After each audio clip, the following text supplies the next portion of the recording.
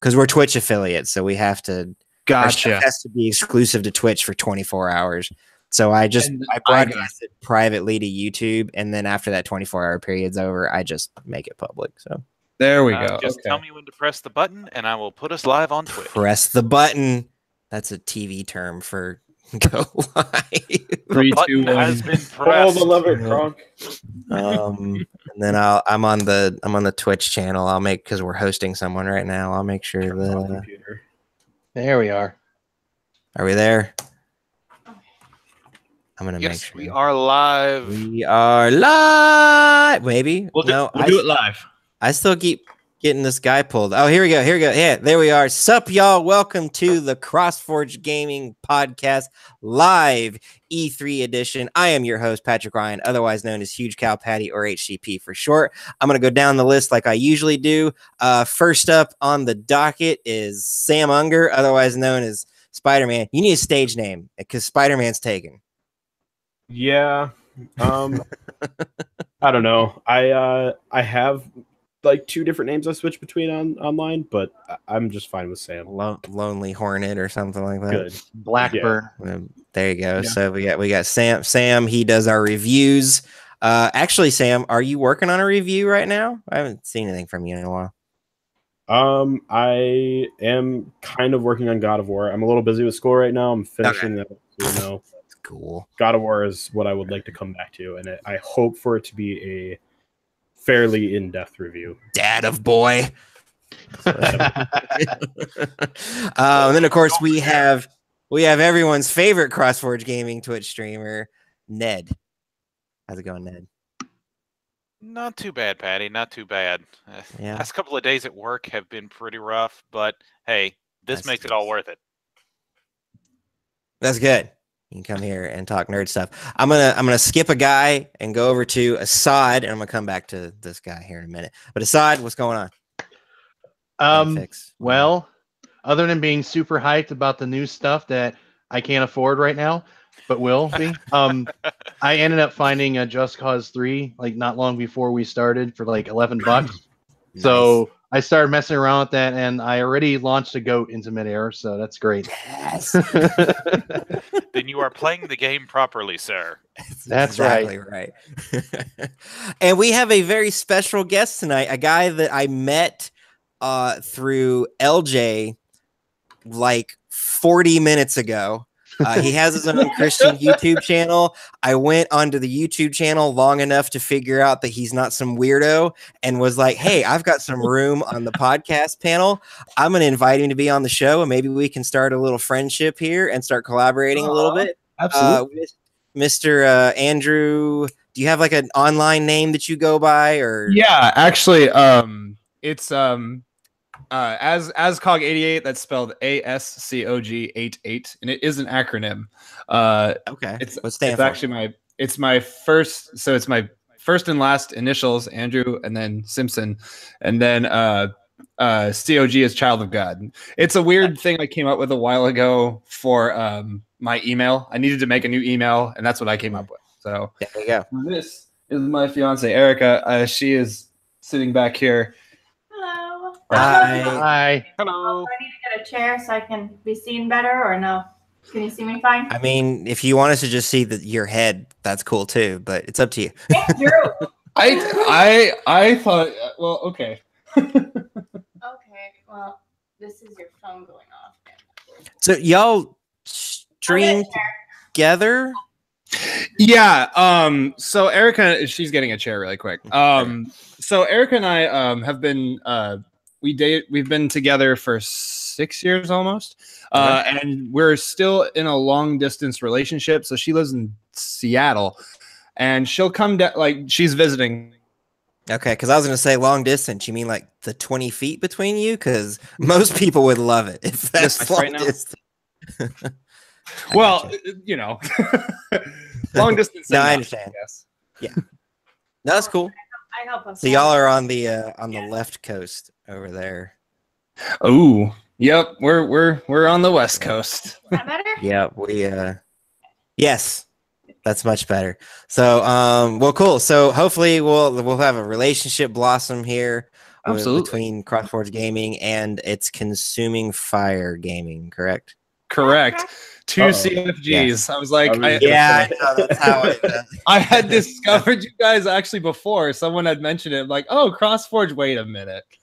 Yep. Oh, this could be So- interesting.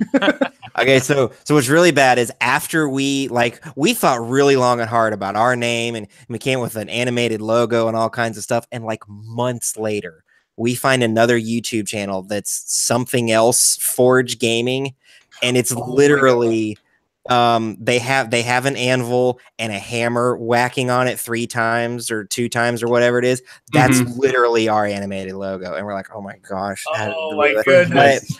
but I don't think there is channels quite as big as ours, and I mean, not to say like that we're big, we don't even have 1,000 subs on YouTube, but Neither do so we. So it'll be all right. Anyway, so all this week we have been talking about E3. So if you joined us on Sunday, we did Bethesda and Microsoft and EA, that cringeworthy show that was EA.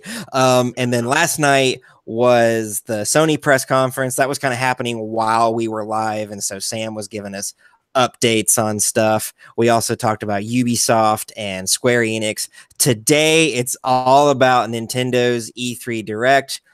For those of you who have not been following E3 for years, like I'm sure all of us have, Nintendo used to have a big press conference like Microsoft and Sony do every year at E3. And then one year, and I want to say it was the year after they revealed the Wii U.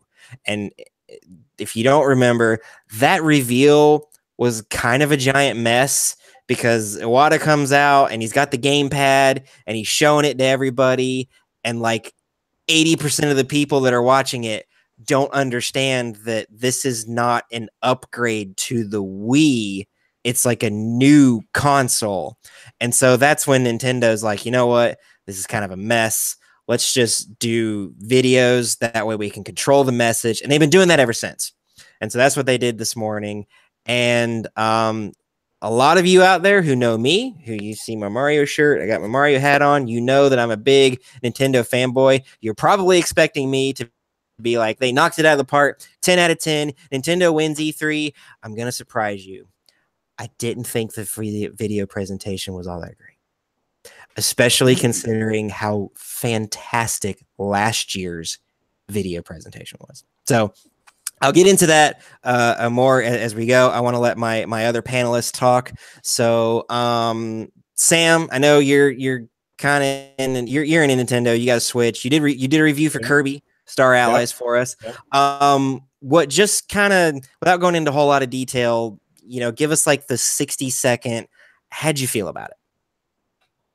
I'm glad they got all the stuff out of the way, all the little stuff that we already knew about. They kind of just gave it a quick little, I forgot what that's called, but they just shot through everything. That was cool. The sizzle reel.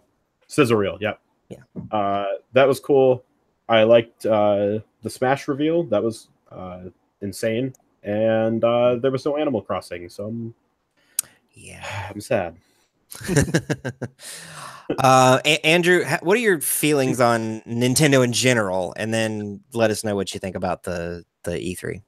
Absolutely. I'm kind of just like a gamer in general. If I like a game, I like a game. I don't care what company necessarily made it. But I grew up loving Nintendo first, so it's kind of always like my first video game love in a sense. I grew up playing Mario. And what about you, dear? Are you kind of the same here, or?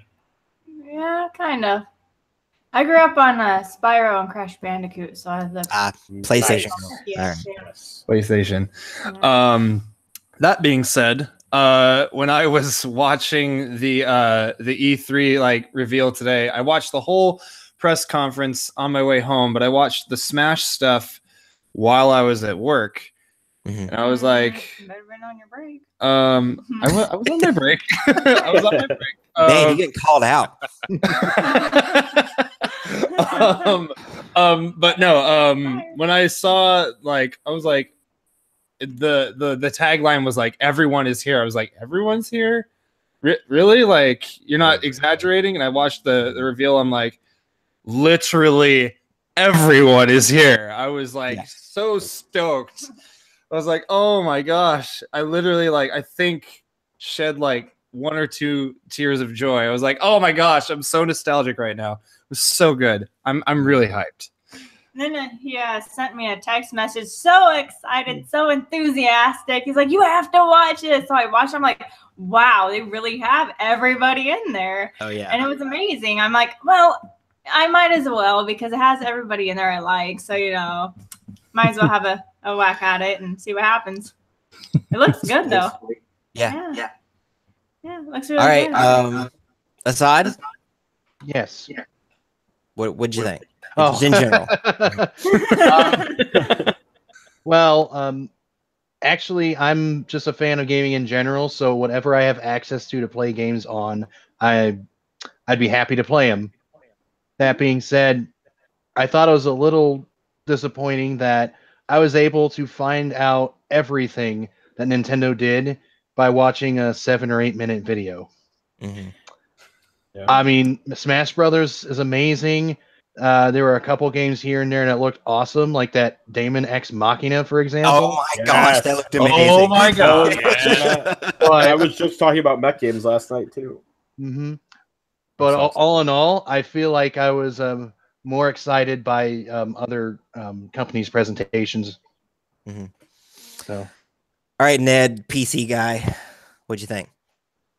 Well, I mean, I grew up on Nintendo consoles. My first console was an NES that my parents got for me when I was 4. Mm. And so Mhm. I grew up on Nintendo consoles right around until the time I got into high school. That was around the GameCube era. So I have a strong history of preferring Nintendo. It was just at that point when I got into PC gaming, and I am really excited by the fact that Smash is kind of going back to its roots a bit. I Mhm. like that they're bringing back all the characters from all the generations.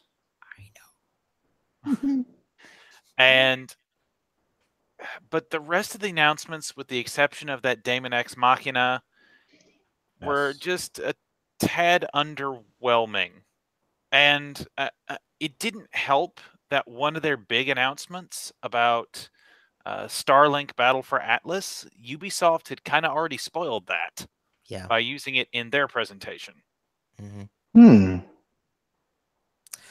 So I'm actually really mad at myself because I watched the entire presentation on my lunch break at work, and I had a notepad and I was jotting down notes like furiously as things were coming on, and then I left the notepad at work. So I'm gonna kind of have to pull things off the top of my head real quick. I do want to point out I wasn't super surprised that Metroid Prime 4 wasn't in it, but I would have kind of liked to at least had them mention it. But again, not super surprised. I was surprised and very disappointed. And actually, Kotaku went and asked Nintendo about this after the Direct.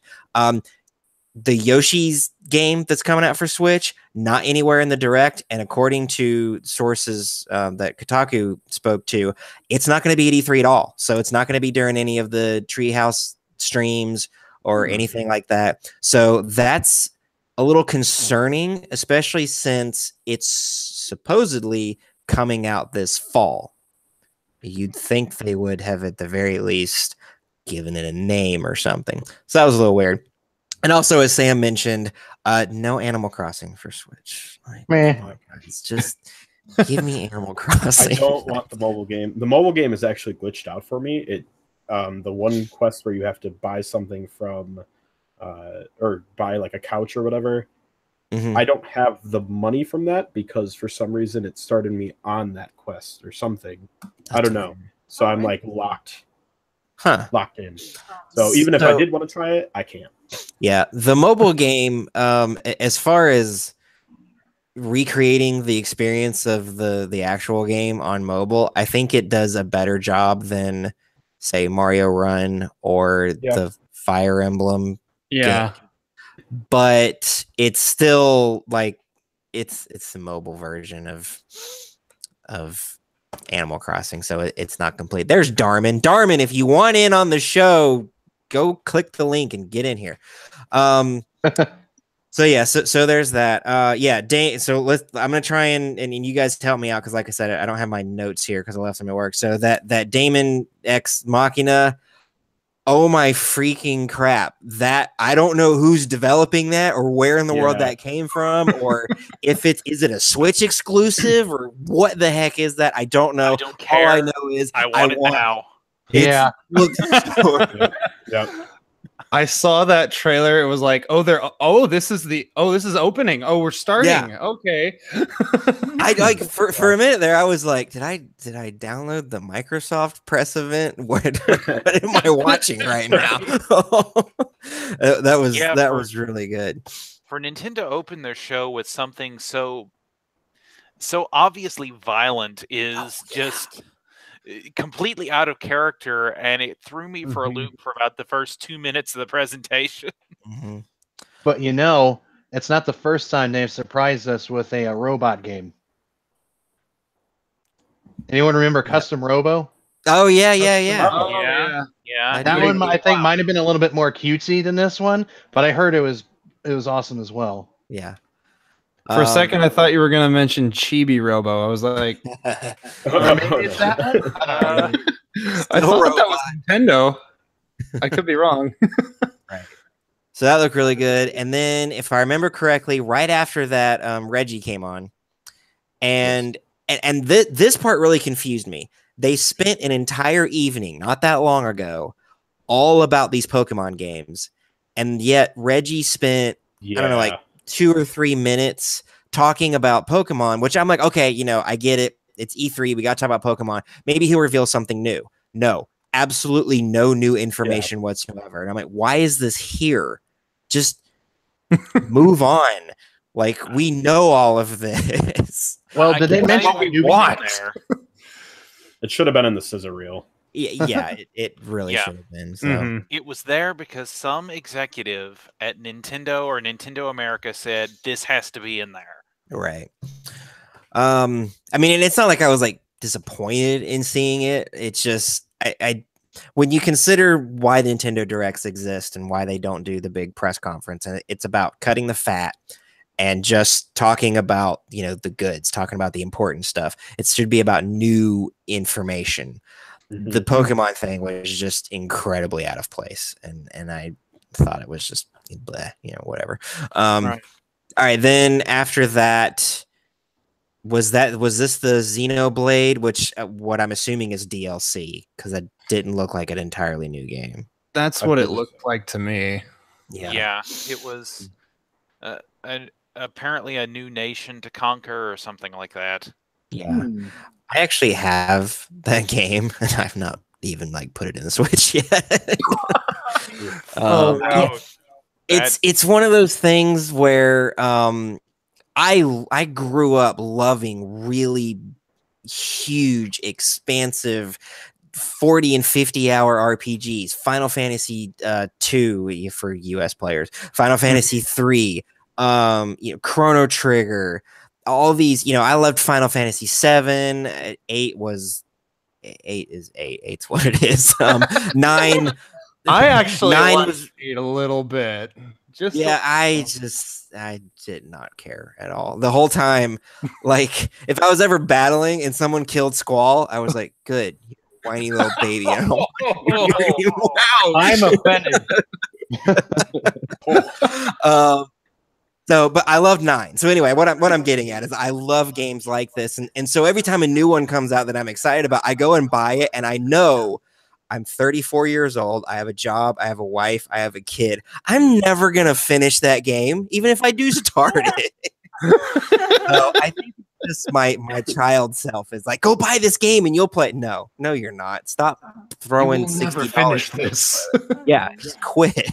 I mean, I completely understand that mentality. I have to pace myself the same way when every new CRPG that reminds me of the ones that I played when I was a kid, like Baldur's Gate and Baldur's Gate 2 and Icewind Dale comes out.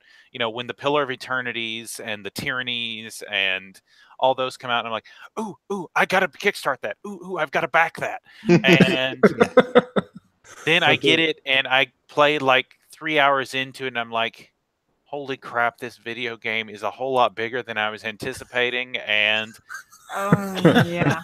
Oh, you had that experience, dear, with the 5-hour playthrough. Of which game? I'm trying to remember which game it was. It was like the past 2 or whatever. There was a live stream Andrew did, and I was a Star Wars one, I think. No, I think it. Lego Star Wars. Yeah. Not exactly the same, but yeah, we played for a very extended period of time. Like, when is this gonna end? Yeah. Going on and on, like. He was not anticipating it to go on for 5 hours. Like, I think it ended up being a total of 6 hours, actually. So he was like thinking it would maybe be like an hour, maybe 2 at most. No, it was like 6 hours long. So it reminded me of that when you brought that up. I'm like, yeah, we've had that one before. Yeah. Well, yeah. I mean, I'm staring in the face of this RPG that I could easily dump 100+ hours in. And I get 3 hours in and realize just how lengthy it is because I just finished up the tutorial levels. Mm-hmm. Oh yeah. It's kind of a wonder that I got through Breath of the Wild for the exact same reason. But there was a time when I would have like slaughtered that game in maybe a week, and it took me almost a year to beat it. Just a couple hours here, a couple hours there. So, all right. Anyway, so there's that. Someone help me out. What was after Xenoblade? Fire Emblem, right? Yeah, Fire Emblem. 3 houses. That was it. Yeah. So this looked interesting. I like tactical strategy games, like Final Fantasy Tactics. There's I don't know if anybody here is familiar with it, but it's another Square game called Front Mission. I played the heck out of Front Mission 3 on the original PlayStation. My brother is really into Disgaea and has tried so hard to get me into it. He bought me Disgaea 1 for the DS, and I played it for a really long time, and I definitely understand why people are into it. But it was another case of this game is too long, I'm never going to finish it kind of a thing. So I didn't get through it. But Fire Emblem is just for some reason a game that I've never ever gotten into. I liked Advance Wars, which is by the same developer. Those are good games. And I feel like if I had a Fire Emblem game, I would probably play the crap out of it. I just never have. But this one looked interesting. So, first of all, before I move on into this particular game, anybody here play Fire Emblem regularly enough to be familiar with the series? I've only encountered the Smash characters in the Fire Emblem characters in Smash, and that's about my knowledge of it. I know it's a tactical RPG, and I think this game does look very interesting. So this might be the game that brings me into Fire Emblem. I don't know. Anyone else? No. I played Fire Emblem Heroes. Yeah, the mobile game. I played one of the Fire Emblem titles. I don't remember which one. It was one of the early DS releases on the original real chunky DS that I had at the time. That might have been one of the very first ones to ever come to the US officially then. Because there for a while they were Japan only. Anyway, someone is in Twitch logged in as the CrossFord Gaming account, and I'm going to assume it's Jimmy because I don't know. Actually, he said it's going to be good. That makes me think it's not Jimmy. That sounds like a Darwinism. That does sound like Darwin. I wonder if he logged out and logged back in as CFG. So anyway, it looks like it's a pretty different take on the whole thing because there was a lot of like shots of up above the battlefield and the fight going on, and then a lot of like zooming in really close to seeing the fight real up close, which kind of reminded me of, anybody remember that Advance Wars spinoff that was on GameCube called Battalion Wars? Yes. Yeah, I remember it. Yeah, I've heard of it. Never seen anything on it, but I've heard of it. Yeah, I've heard of it too. I was getting vibes of that with the Fire Emblem game. I don't have any idea. But that game was actually, I went to a hotel once like years ago, and they had, I was like, I don't know, I had to have been like 12, and they had it as like a rental, like you could rent games. Oh yeah, like through the TV and stuff. Right. It was really weird, but I played it a little bit, and I actually totally forgot about that game. Holy cow! Yeah, it's a good game. So anyway, there's that. And by the way, I don't remember release dates for a lot of these things we were talking about. I think the first couple things they showed off were 2019, but a lot of it was this year. Yeah. And then is this when we get into the sizzle reel? Yeah. That sounds about right. That sounds about right. So there was a sizzle reel full of a lot of stuff that we already knew about, a lot of stuff that we didn't know about. One, if you followed CFG, a few months ago and remember Peaches streaming Hollow Knight. Hollow Knight finally got a release date for Switch. I feel like it's it's out now. Yeah, it's out now. That's what. Yeah. That's right. There was Hollow Knight is out now, and Fortnite is out now, which Fortnite worst kept secret on Switch. Yeah, and I think releasing Fortnite like immediately, that was definitely the way to go with that game. Yeah, because you kind of get it out of the way. Yeah, the hype's still high, and you don't want to be like Fortnite coming out 2.5 weeks before Smash Brothers. No one's gonna care. So it was good. Get that out. And the Switch runs the full version of Unreal Engine 4, so I'm sure it wasn't terribly complicated getting it running on the Switch. Just maybe dial back some of the fancier, although it's not like the game's that graphically demanding. Yeah, you can run on a phone. Right. Yeah. Did it run pretty good, Sam? I would think so. It had that like downscaling effect, at least on mobile. I didn't get to play it docked. But other than that, it actually FPS wise, there was a little bit of lag, and they do have a thing that says log back in or log out, log back in if you can't connect because the servers are so overloaded, which makes sense. But other than that, I think they pulled it off fairly well. Cool. Now you did, and I mean this wasn't surprising to me. But you did try to log into your account and you couldn't because you were using it on your PlayStation, correct? Yep. Yep. I had it on. I had the same account that I use on PC. I played on PlayStation. I did make a second account so I could play with my nephew when he's over, and I ended up logging into that one because that one I've only used on a computer. But I don't know. It made me upset, but I kind of understand PlayStation's just not playing fair right now. Yeah. Those of you who are not aware. And if you're not aware, that means you haven't been watching CFG on YouTube, because I did an entire video where I rant for like 10 minutes about how stupid this is.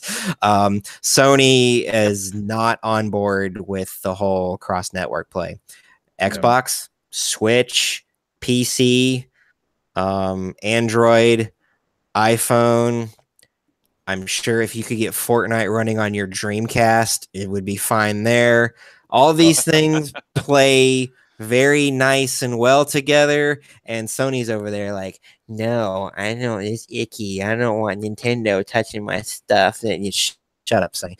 No one cares. That's how I'll tell you how I really feel about it. So, if you used your account on your PlayStation at any point in time, you can no longer log into it on your Switch or your Xbox or your whatever. Maybe you can on your PC. I don't know, because I know Sony's you can use your. I don't know if it's the same with Xbox, but you can use the same account you have on PS4 as well as PC. Okay. You cannot use the same account that you use on PS4 with your Xbox. Right. So there's that. So that and that's pretty cool. I like seeing, even though I'm not a huge Fortnite fan. I mean, I enjoyed it the few times that I played it. I liked it, but I'm not a huge fan of it. But I like seeing big stuff like this come to the Switch, because when big stuff like this comes to the Switch, it gets the other developers noticing, and then they want to put their stuff on the Switch, and that can only possibly be good. Speaking of EA, during their press event, when they were talking about FIFA, which the FIFA from last year or whatever was on Switch, EA didn't mention FIFA for Switch this year. It was in the Nintendo Direct sizzle reel, though. So interesting. the new FIFA is coming to Switch. I don't know if anybody cares. I believe the FIFA, if anyone does, FIFA 18, I believe, is out now or out very, very soon. Okay. And 19 is on its way. Yeah. So there's that. Let's see what else was in the Civil War. There was a lot of really cool stuff in the Civil War. Skip over, by the way. Oh, what's that? I'm not sure it's one that necessarily anyone in this group would be interested in, but it is the one that is most likely to destroy as many friendships as possible, and that is Super Mario Party. Oh, yes. Right. Oh my goodness! Yeah. Wow, we I'm really actually did skip over excited that, huh? I can't believe I forgot. Oh, so what? And if any of you are at home listening to this, and for some reason you missed Nintendo Direct, go look at that Mario Party thing, because there was this really cool thing where they had 2 Switches and they laid them on a table, and like they were trying to decide how they wanted the map to look spread across the 2 Switches, and then once they decided on where they wanted it to happen, one of the players swiped their finger from one Switch's screen to the other Switch's screen, and that's how one Switch knew where the other Switch was.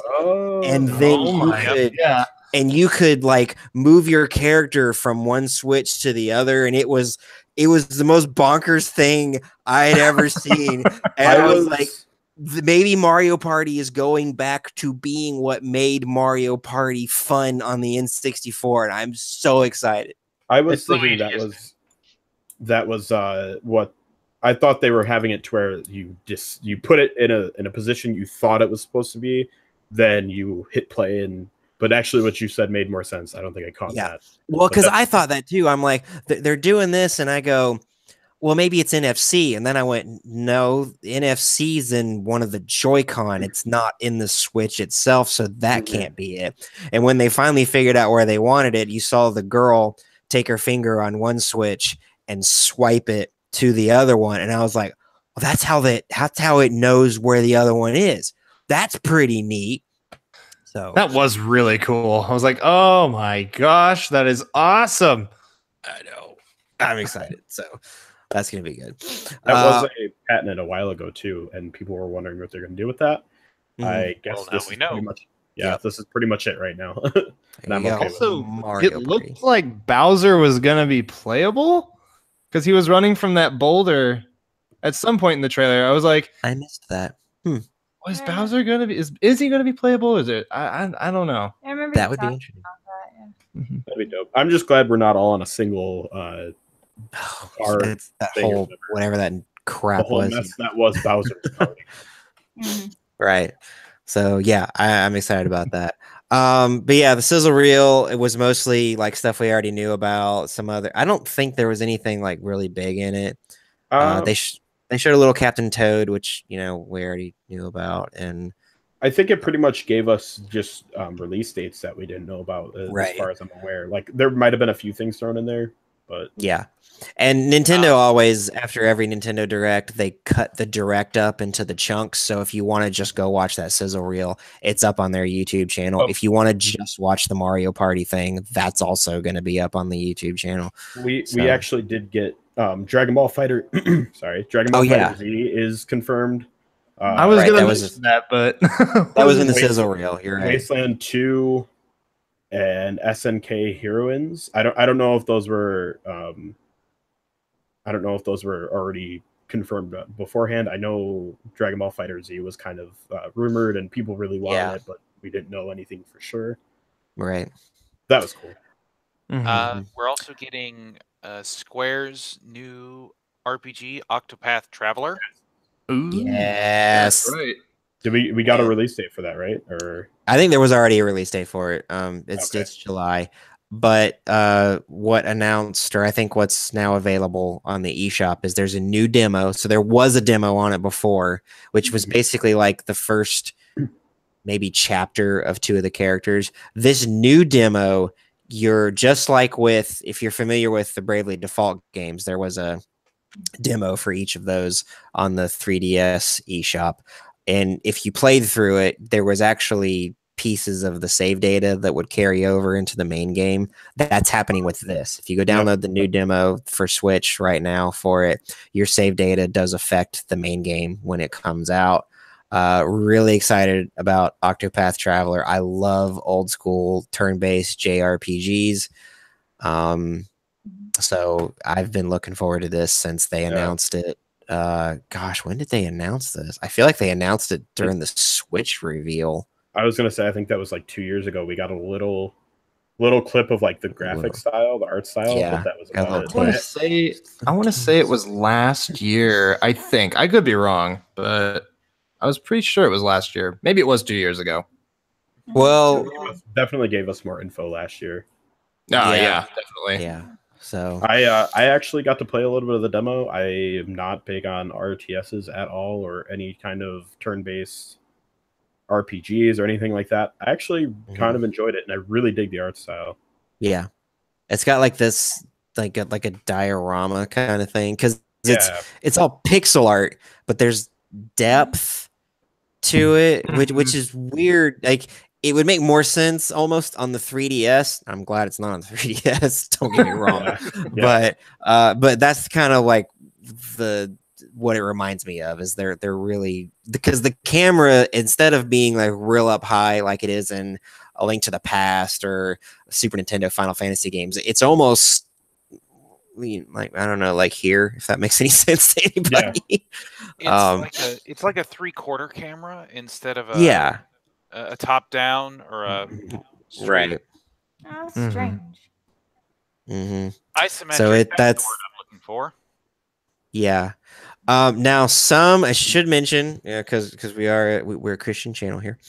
Octopath Traveler is one of the characters in the first demo is a dancer, and she's a dancer of special kind. I played through the demo. Nothing graphic or anything happened like that, at least visually. Right. But dialogue does not shy away from any of that.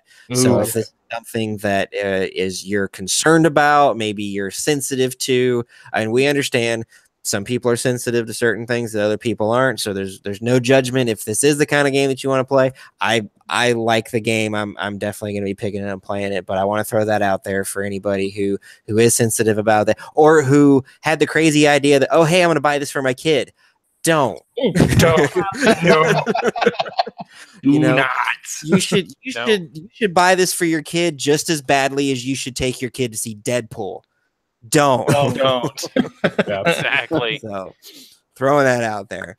Are we through everything, or are we kind of to the main course at this point now? I will mention that Bethesda is releasing a title on the Switch. It's not the one we thought it was going to be. It is Fallout Shelter. Right. That is out as well. Yeah. Yeah, and that's also out. Yeah, that's out now. That night, along with the PS4 version. Yep, I saw that earlier too. Yeah, they have that accent on that. What an interesting choice. Yeah, so if you're just really itching to play a mobile game on your Switch. It plays. Oh, go figure. I pick up whatever's free, even if it's not. Like I said, I picked up the demo for Octopath Traveler, and I'm not really a big fan of those kind of games. It plays like if you're playing on a tablet. It has microtransactions and everything's still in there. It's still the same game. But it's not bad.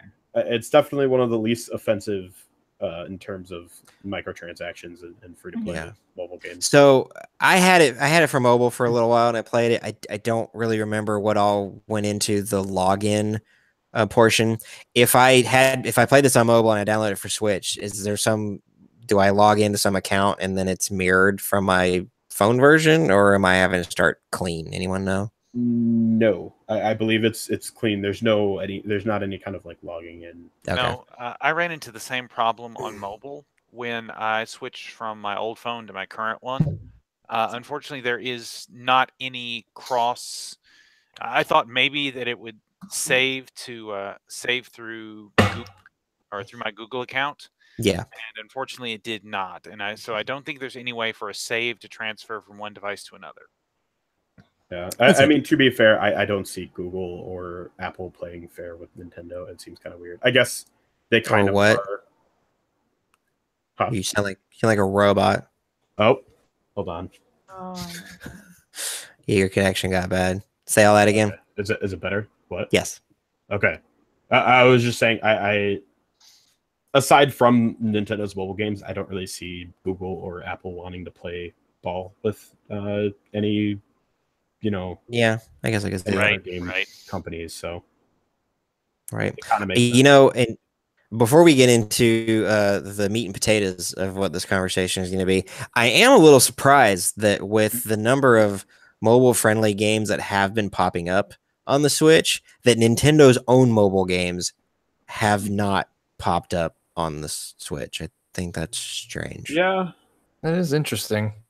I get why it'd be an easy thing for them to do, and yeah, I get why Pokemon Go never would, because the Switch doesn't have GPS or anything like that. Right. But Mario Run and stuff, I don't understand why that's not. And they did Maybe state wanting to avoid some form of brand dilution, but even then, maybe they did state wanting to bring Let's Go Pikachu and Eevee because they wanted people to experience the I guess the social interactivity of Go, but they knew kids don't, not a lot of kids have phones, or not every kid.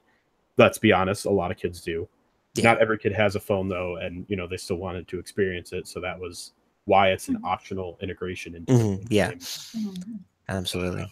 I can kind of, I don't know. I feel like it would actually be kind of smart, and then they could also be like, that could be an even better reason for why they're taking a little bit longer on like Animal Crossing. Trying to make it make sense in my head. Right. All right. So before we get into Smash Brothers, there were two games that I was really hoping to see that were on this leak that we had a few weeks ago that we talked about that were not there, and that is the supposed Star Fox racing game that Retro Studios is supposedly working on. And in fact, nothing about Retro Studios was mentioned at all. Yeah. And there was supposedly a F-Zero game being developed by Bandai Namco, and that was not there. And I know like some people might be like, oh, it might show up in Treehouse. Those two announcements are big enough. You put them in the Direct. You don't, like the Metroid 2 remake got mentioned in Treehouse, and I guess I kind of get that.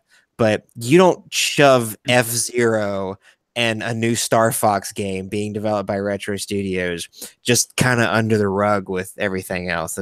That's not how you treat that. So I think they're just not going to be at E3 at all, and that's assuming that they even existed in the first place. Because, like I said, we did get that Starlink game, which actually seems really cool. That looks awesome. Oh my gosh. Have Star Fox integrated. Yeah, the Ubisoft little Toys to Life thing that has Star Fox in it. Actually, honestly, it's caught my attention more than any of the other Toys to Life because battleships. I don't know. it just seems cooler. Amiibo, especially because Amiibo, I feel like is the only standing Toys to Life game right now, or Toys to Life thing right now. Yeah, and they're hard to find. If you do find them, it's probably some scalper on eBay. The ones you do find in Walmart is, they're not the popular ones. They're not the ones. Right. Yeah. So I feel like, when Skylanders came out and then there was Disney Infinity, and then Nintendo just kind of took that idea, but was like, well, let's not limit it to one game. And then the Lego Dimensions came out. And that was when I was like, okay, this is what would be really cool. You'd be able to build something in Lego and then put it on the pad, and whatever that thing is will show up in the game. And then that wasn't what Lego Dimensions was, because in order for that to work, every single Lego brick would have had to have had an NFC chip in it, or there would have had to have been some way to 3D scan whatever monstrosity you created into the game. And that's just, the technology wasn't there yet. And so this game is like what I was hoping the Lego game was going to be. Each piece has its own NFC chip in it, and so it knows, like, if I put a wing up here, then that's where it's going to show up in the game. But if I take it off and I put it, back here for some reason, then that's where it's going to show up. At least that's my understanding of it. Maybe I am completely off base and that's not what it is. But as far as I can tell, that's what they're shooting for. I think you're right about that. That's how it works. Yeah. It definitely seems like the coolest, more not as geared towards kids Toys to Life game. And I like the spaceship aspect. I like being able to blow things up. Yeah. Oh yeah. And Switch support, you know, that's always nice. Yeah. Unfortunately, it's not like it was in a like the gummy ship creator in Kingdom Hearts. Oh yeah.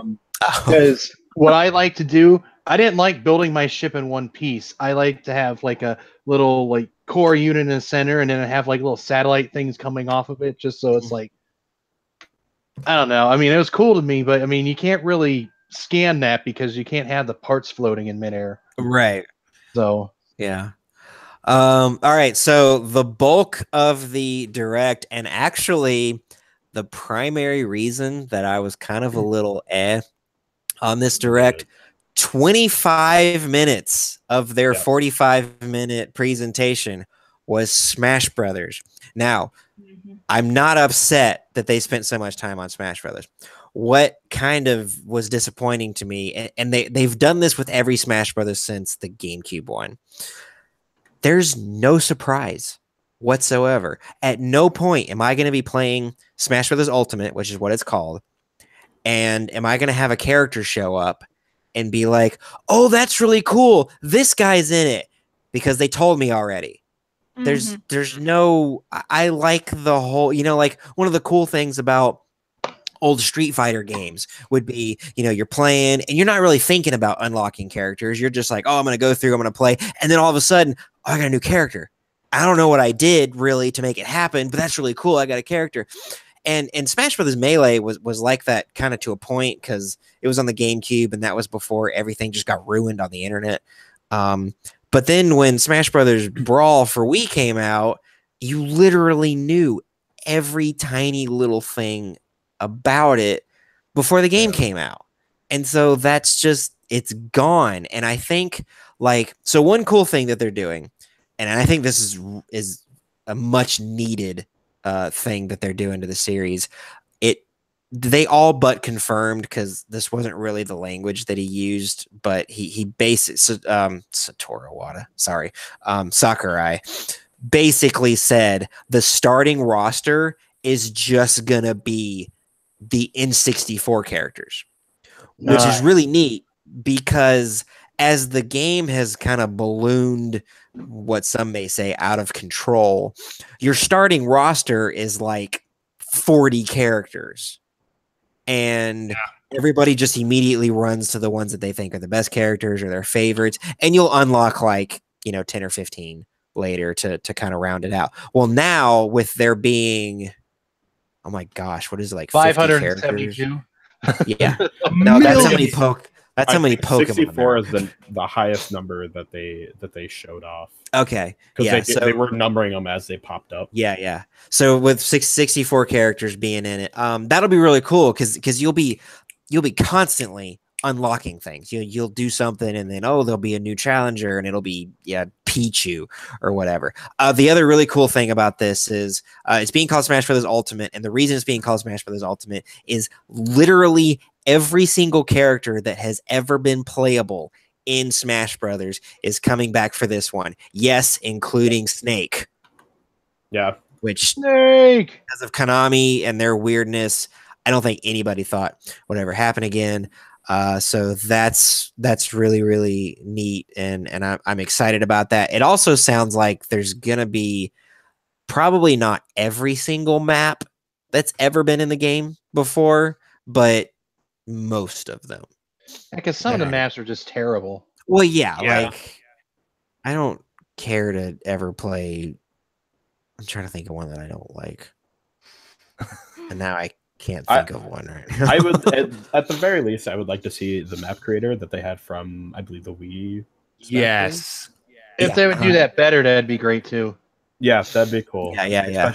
Especially with how they did Super Mario Maker, I think they could learn from that and add to it. That was another disappointing absence. Yeah. No Mario Maker. Yeah. So sad. That was disappointing. Yeah. I really need that to be the thing. I bought it for the 3DS and I barely touch it because I didn't know you could only play so many levels and you can't do any kind of searches. Nope. No online functionality. So, which is like get out and go play, kids. Right. It's like the entire point of that game. So every character is going to be in it, and they didn't like reveal that right away. They started going through the characters and like pointing out subtle changes that they made. Oh, and one I think really welcome change to this game is some of the characters' smash attacks, especially the ones where you kind of have a little bit of control over what happens. So, okay, the one that's notoriously bad, the Landmaster tank for all the Star Fox characters, gone. It's not there anymore.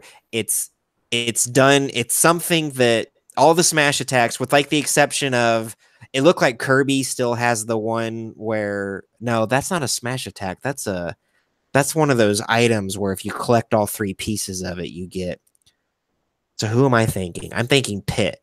Pit's new smash attack is kind of resembles that thing from Kirby where you have to aim on the screen and then you fly at it. But it seems like for the most part, the smash attacks don't really have a lot of player input. They're all, something like Mario's just firing that big, fireball thing, and Ness and Lucas are just raining meteors down from the sky, and a whole lot less of Sonic transforming into Supersonic and you actually having to move him places. I am glad that is gone. Yes. I main Sonic, and that was hard to control. Yeah. It was, and needlessly hard. Well, and Pikachu's was similar. It wasn't anywhere near as fast, right? But it had a similar kind of problem, I think. Yeah. And so I'm really excited to see that the smash attacks are being like they kept saying it's all about the smash attack getting into the action and then everything, going back to how it was. I don't know if anybody here noticed, and this kind of upset me, and I only noticed it about Adult Link. I didn't notice it about the other ones. I have to go back and look. He's right-handed. Yeah, I have noticed that too. Yeah, that was a little weird. Yeah. That was strange. I mean, handedness for me for Link, being more of a Link main than a Sonic main, but it never really bothered me too much. But I definitely noticed, even in Breath of the Wild, Link was right-handed. Yeah, and he's I expected. Traditionally left-handed. Right. So, well, and the only reason they started making him right-handed was because of the motion control games. Right. The Wii version of Twilight Princess and then Skyward Sword. Right. And actually in Twilight Princess it didn't make any sense because the sword motion, it was just flicking your wrist instead of hitting A. There was no. That's all. Kind of understood it in Skyward Sword. Yeah. Although I had said before the game came out, if they gave me an option to switch Link to left-handed, I would learn to use my left hand so that I can play it like that. Because I'm a purist. Because I'm a snob. That's why.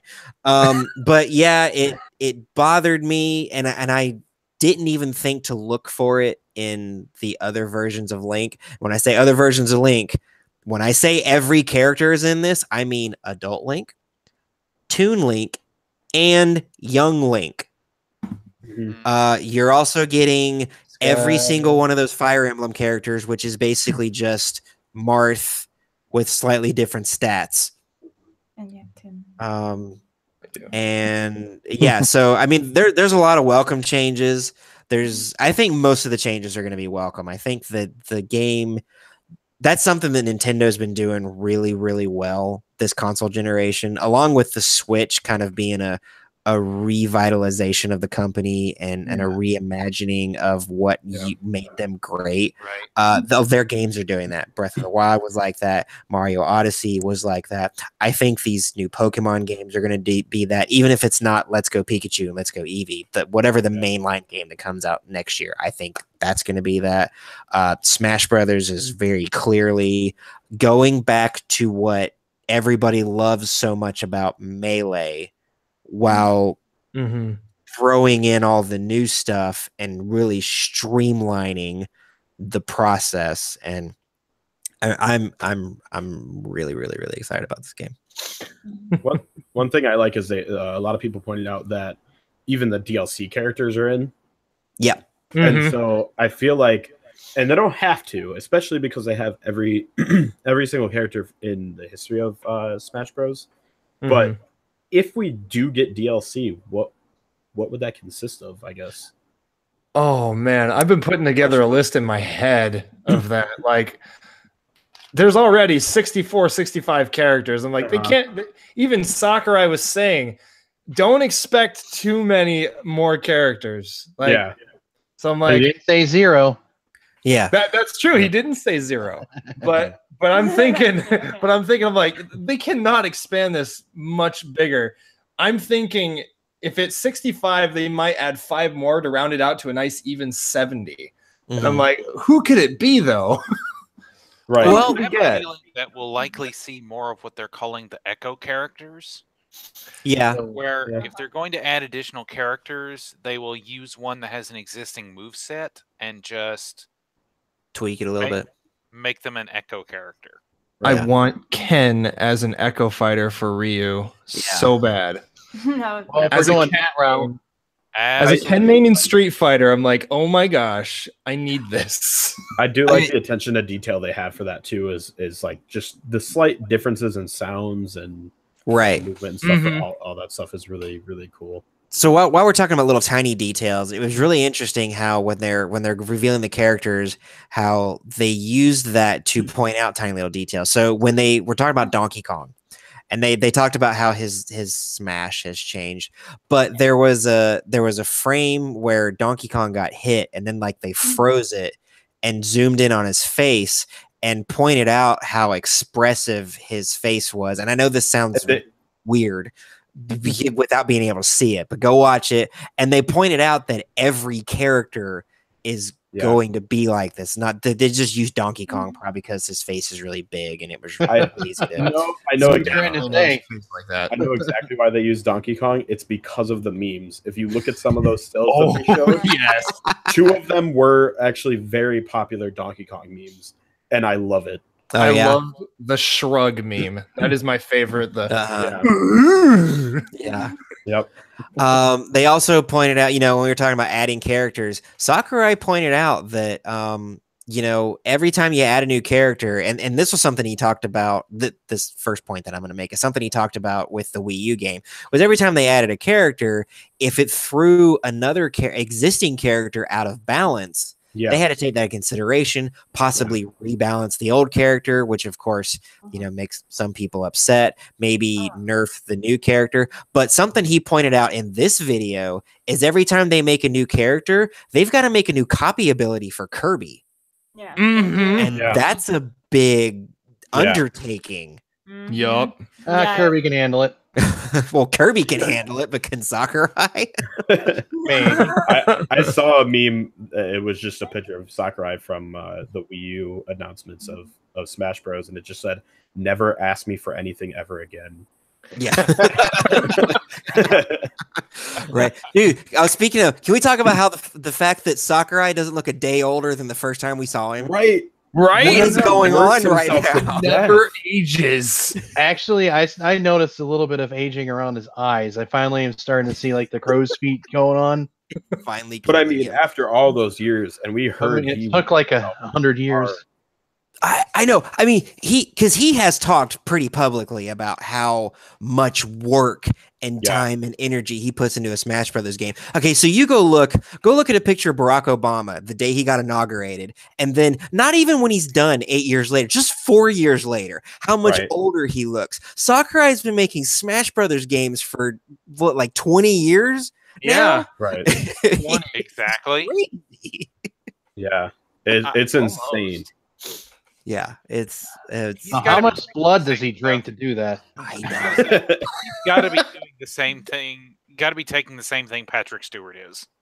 Yeah, that makes sense. Earl Grey tea. Yeah. Earl Grey. Yep. Also, and this, I don't think this. I mean, people probably got really excited about it. I'm sure you can go watch those reaction videos that people make, and I'm gonna go ahead and give my opinion on reaction videos. While I have no doubt that there are people out there that get that excited over stuff, I'll bet you $5 most of the people that are like, they get up out of their chair and they flip their computer monitor over, they're playing it up for the camera. So just calm down. Oh yeah. But so you'll see reaction videos where Sakurai announces that GameCube controllers work for this, and people are flipping out. I'm sorry if you didn't know that was going to happen already. Right. Where have you been? Obviously, they're. Do you know how furious the entire Smash Brothers community would be if they're Especially like, no, single Joy-Con only? Like, no, no, bro.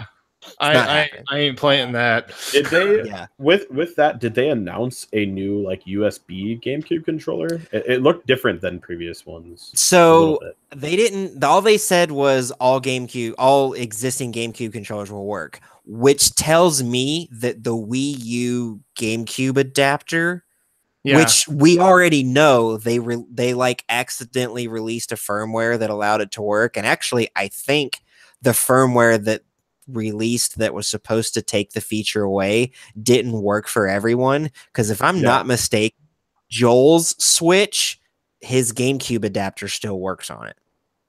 So I mean, that was clearly them testing it to make sure it was going to work, and so that's clearly wizardry of some sort.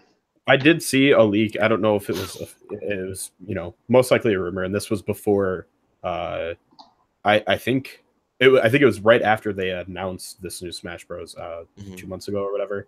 They showed off a more upgraded design GameCube controller, and I thought that looked pretty cool. Maybe we'll get to see more about that. So there is a one that was made for Wii U that it has a USB connector on the instead of a GameCube port connector that they sell, so that you don't have controller adapter if you don't want to. And actually, I think it's PC compatible too. So like people use it to play what's it called? Brawlhalla and other like Smash Brothers clones for PC. So those do exist, and I'm sure those will also work for the Switch, but the Switch only has 2 USB inputs outside of the USB-C connector you obviously need for everything else. Well, what about a USB hub? I guess if you got one that could supply enough power, and because I know like you can go on Amazon and buy a $5 USB hub that probably won't work. There is actually a GameCube adapter. It's third party, but it is actually designed to work with the Switch, and I have seen it works pretty well. Because I believe the official one is pretty meh, like hard to find. It's very difficult to find. I remember I wanted one and couldn't find one, and I happened to be in like a GameStop one day, and they had one just sitting on the shelf, and I'm like, so I went and bought it. And I mean, but yeah, there was a time when you couldn't find them anywhere except on eBay for like $150, and Nintendo was selling it for like 25 or something like that. I did just link the GameCubes or GameCube controllers I was talking about, because they look slightly different. The buttons they have, like, it has Switch buttons on it and stuff. Oh, okay. It's those are shiny. I wonder if it's made by Hori. Oh no, PowerA. There's a logo on there. I didn't even notice that. Are you saying those are $15? I think that's coming from a different country. I think that looks like $1,500, but I don't think it'd be $1,500. I am disappointed. So anyway, so new characters that got announced. Daisy, which is a Echo character for Peach. Ridley is finally playable, which is something Smash Bros. Finally, can I say something really asking quick? For this forever? Yeah, go ahead. So I got really upset because they started off. I instantly thought it was story mode. Oh yeah, it was very cinematic, and it was very. And then Mario died, and I was like, "Oh my goodness, something's happening!" And then I totally forgot. I don't care about Ridley at all. I totally forgot about like that being a thing people wanted for years, and that showed up, and I was like, "Oh, that's cool, I guess." It was pretty much until Ridley was actually on screen, playable, that I was like, "Oh, they are doing this," because Sakurai has said it doesn't make any sense to put Ridley in as a playable character. He's too big. We tried putting him in at one point and just making him smaller, and it didn't feel right. It's never going to happen. Stop asking for it. Yeah, for years. And so, he has said that for years. And so when they're going through this thing, and even when Samus was like the last one alive of the 3 people that were there, I'm like, no, it's not going to be Ridley, because he's been saying forever that is not. And okay, Smother Brain. Yeah, I guess he decided. Yeah, there you go. But there was a 3rd new character, and the Inklings. Yeah. Oh yeah. Which that we already knew about. Yeah, maybe that was how they announced it. Right. So that's pretty exciting. I was a little surprised we didn't see an ARMS character. Yeah, me too. Actually, now that you mention it. That would have worked really well. I know ARMS is not getting the love that Nintendo would like it to get, but it still seemed like kind of a weird missed opportunity to, at the very least, get a character out there and like have that IP on our minds. Like, hey, this thing exists. So that was weird. Also, though they went over assist trophies for a bit. The only one that really like, oh, that's really cool, I'm glad this is happening, was Bomberman is now an assist trophy. Yeah, that was really cool. That was pretty neat. Well, I guess it means he's not going to be a playable character then. Nope. That's a bummer. Along with same with Waluigi. Yep. Bummer, man. Oh yeah, no Waluigi. Yeah. In there. Oh, I mean, he's an assist trophy, but not a playable character. Really interesting though is that what they mentioned is you can knock out assist trophies now. Oh yeah, and get points for it. Right? I was like, that's really interesting. Right. I'm now Falcon punching every trophy there is. Yes. Well, they didn't say, but it makes me wonder, are Pokemon going to behave the same way? Ooh. Because they're essentially assist trophies that come out of Pokeballs. Yeah. Punch the Pokeball. Heck yeah. I did like that they made it to where you can change the Pokemon on the fly in the middle of the game. That was cool. Yeah. Yeah. Oh yeah. So the the Pokemon trainer. It's not Charizard. So what's weird is when they said every single character is coming back, as far as I can tell, Charizard doesn't exist anymore as his own entity. He's now back in with the Pokemon trainer. And the only reason I'm pointing that out and wondering if like that's kind of a weird way to fudge it is because Charizard as his own character and Charizard as part of Pokemon trainer were not the same. No, they function totally differently. Yeah. And so, but as someone who is a fan of Pokemon trainer and not a big fan of Charizard standalone character, I was really happy to see that they're going back to that. Yeah. And if you want to, you can play as a female trainer. Which changes the way that the Pokemon look a little bit. Yeah, I think it's their female variants. I think you're. I think that's what it is. Oh yeah, and their female Pikachu is. Yep. They brought that too. Right. It's really cool to see all the little details. They were going over all the.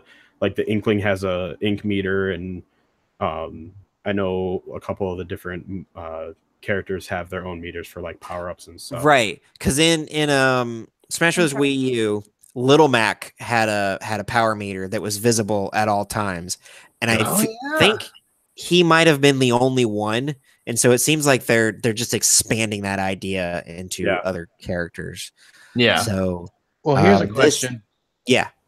So. You remember when you had the various transforming characters, like Zelda into Sheik and Samus into Zero Suit Samus? Mm-hmm. Yeah. You think it might be possible they could do something similar with Pokemon Trainer, so you could use a particular individual Pokemon? They did mention that you'd be able to pick single ones, like so you can pick your main. That's something I heard them say in the trailer. Yeah. So maybe that would actually add even more characters to the roster, technically. Right. Mm-hmm. And another cool addition, and this is, they kind of glossed over it, but if I understood it correctly, so in Pokemon Trainer on Brawl, that's when he showed up, right? Because he wasn't in Melee. Yeah. It was to change which Pokemon you were, you had to be on the ground and hit down B to actually do the change. And in this, they were showing like it didn't really matter as long as your character wasn't in the middle of in a damage animation, you could swap. So if you're up in the air with like you've flown up as high as you can with Charizard and you want to swap into Bulbasaur, you can do that, or Squirtle, or because I know it you're still rotating through them in order.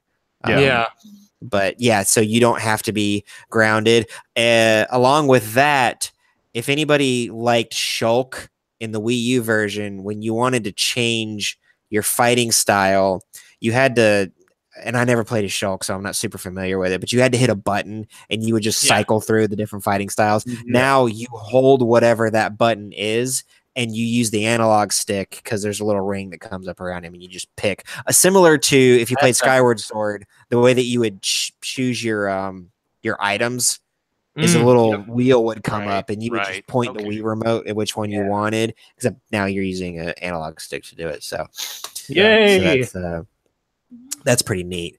What else? Ice Climbers are coming back. Excited about that. I missed them in the last game, although I understood he was trying to keep the Wii U and the 3DS games the same. Yeah. It didn't work on. Get to kill the partner again. Yeah. And oh, hey, while we're talking about Echo, I made a joke about this on the on the leak, the Nintendo leak episode that we did.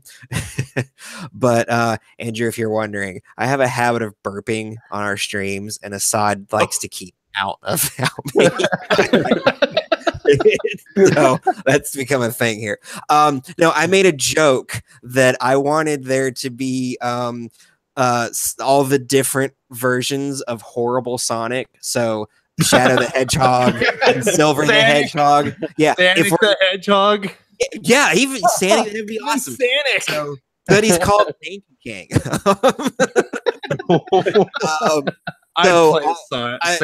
I want Echo characters of all of Sonic's stupid little friends that everybody hates, so I can beat them up.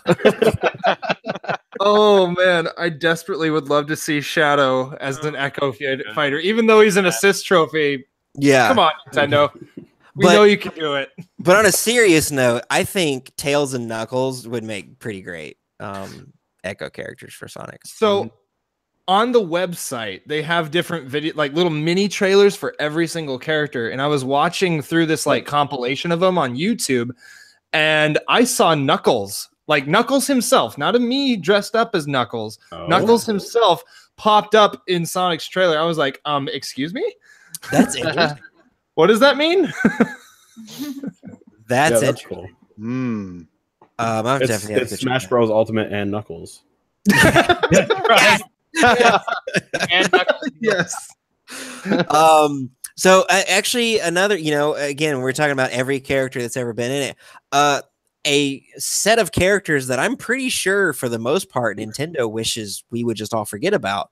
The Mii fighters back in this game. Right.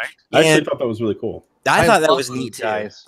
And if you remember from the Wii U version and the 3DS version of the game, because, and I'm guessing because of the customization and maybe how complicated that would have been playing them online, you couldn't use Mii fighters in an online game.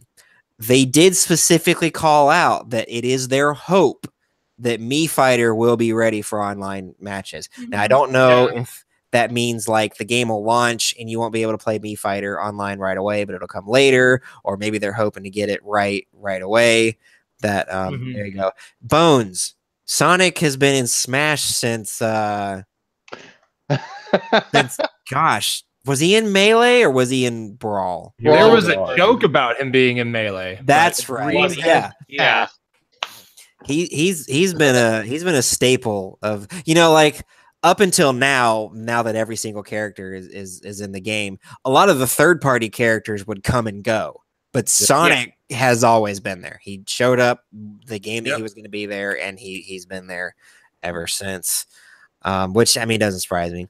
Actually, really quick, I want to point out, it was pointed out by one of you. I'm sorry, I have a horrible memory. I think it was Andrew. On the website, they do have all of the whole character roster is available. The very bottom, you see Ridley is 65. There's actually a spot for 2 more characters. Okay. Really? Because it's a black bar. I guess not necessarily a spot for, but there is space for 2 more characters. Like room for. Right. Well, that's interesting. It's just a black bar instead of everyone. There you go. They could have easily manipulated the size of everything, or so. I feel like that might have been intentional. Yeah. Well, that's interesting. So That is maybe we'll get. All right. Unless anybody has anything they want to talk about specifically about what was revealed. Does anybody before I move on? I have a question. Yes. It's a pretty easy one. Did they show that Captain Falcon's final smash was changed? Not specifically, no. I don't think so. No, I don't know. Because I love using Captain Falcon, but I hate his final smash. They did point out that in single player, well, not single player, 1-on-1, 1v1, certain moves, and then they actually highlighted Smash's or Captain Falcon's Falcon Punch, that certain moves when you're doing 1v1 will make the game go slow-mo and like the camera will get all dramatic and stuff, and they use the Falcon Punch as a way to highlight that. They also pointed out that in when you're doing 1v1, the damage dealt is different from when you're in a 3 or more group. And I'm pretty sure what they said was that if you're in a group, it's less. There's a sweet spot that you can find, and it's harder to find, I believe, with a group, or it's easier to find in one-on-one. Something like that, yeah. Like so, and they're hoping that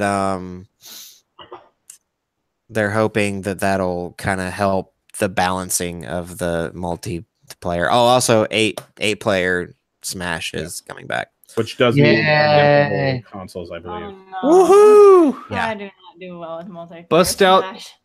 Bust out the binoculars. Oh yeah. Yeah, your character. Trouble. I couldn't locate my character. It was so tiny with it. Yeah, I'm curious on how that's going to work. Like, it looks like it will work the same, but it did say multiple consoles needed. So yeah, I don't know. So you mean you can't play 8-player Smash on a single console in handheld mode? That would be imagine so that? hard. Dude, that'd be the best game mode ever. You might as well play an Atari game. Yeah. Hey, that's where I got my start. Don't knock it. Sorry. Okay. One really quick thing. Also, there's a fake Smash. Oh yeah, fake, I saw that. What's it called? Fake Smash Ball. Yeah. And and they didn't really say what it was. Well, no, they showed it off. So if it gets hit, I think it's probably of the same amount of health as the regular one. If it gets hit, it explodes into an X, and I believe decimates whoever's touched by its area of effect damage. Oh, yeah. And it kind of made me upset because I'm colorblind. It doesn't usually affect me in games that bad. I feel like I'm always going to go for the fake one anyway. So something I noticed about it is that the ball is actually rotated, so you should be able to notice where the cross is. Yeah, You're right. Okay, So kind of like the fake question block in Mario Kart. Right. Yeah. Okay. Although I hit those more often. Something I noticed also is, did anybody notice with Ganondorf when they were kind of showing him off, like talking about like his changes? Anybody notice that he used his sword? Yeah. What? Oh, yeah, like did one of his anybody attacks. notice that? I was like, that's weird. It is that's weird. cool. That's awesome. I'm in favor of more swords everywhere. Yes. 10 out of 10. You are a big fan of Four Swords Adventures because there's 4 of them. If I had someone to play with me, yes. I like that they that actually reminded me of Bowser's Ultimate Smash or whatever it's called. Oh yeah, Giga Bowser. Giga Bowser, yeah, that's back, and he looks redonkulous. It's awesome. Yeah, and unlike in Smash Wii U, he turns into Giga Bowser, but you're kind of just playing a bigger version of Bowser. In this one, he jumps into the background and behaves a lot like, if anybody remembers, the final boss fight in the original Yoshi's Island. Mm-hmm. Yeah, when he's in the background, and that was pretty weird. So, that's pretty cool. Also, if you play 8-player Smash with everyone playing Inklings, it's basically playing a trial version of Splatoon. Yeah, of Splatoon. They have that is true. Especially if you do teams. Okay, did anybody see about the swords? I think it was either Marth or Lucina or one of those kind of characters. There's something to do with the charge of them or something. I kind of missed that part, but they mentioned something about this. I think that has to do with that. What I was talking about earlier, they have those the energy bars or whatever they're called. Oh, okay. Oh yeah. And then when Samus, when she's in midair, I guess she can charge now. Is that correct? I do believe that's correct.